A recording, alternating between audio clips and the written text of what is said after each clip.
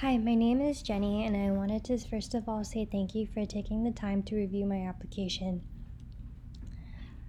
So the project I'm going to show you is what I've been working on during my time as a research assistant at UCSF. This project is about developing a data acquisition system, a graphical user interface for the clinical coordinator to collect kinematic data from stroke patients, as well as to be able to visualize that kinematic data.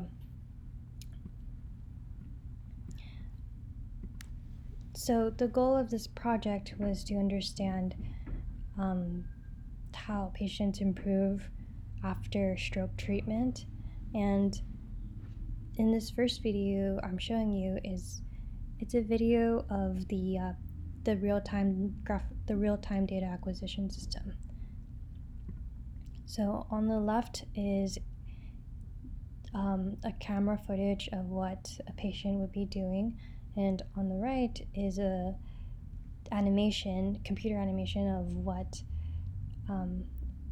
the sensor data is collecting. And then these are just buttons for the clinical coordinator to use as he or she is working with a stroke patient.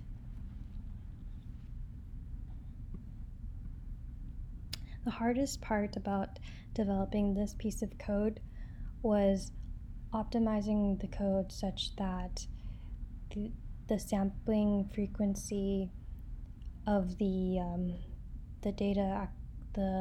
data streaming is not compromised, as well as ensuring that there's no lags in the real-time display of the system. And another hard part was also ensuring that the data streaming from two different devices, the USB camera as well as the electromagnetic sensors, was synced such that these two displays that you see here make sense with one another. And then after taking that data offline, I created a more complex animation of what stroke patients' hand movements look like. And in this display, I've modeled the patient's hand as a bunch of cylinders.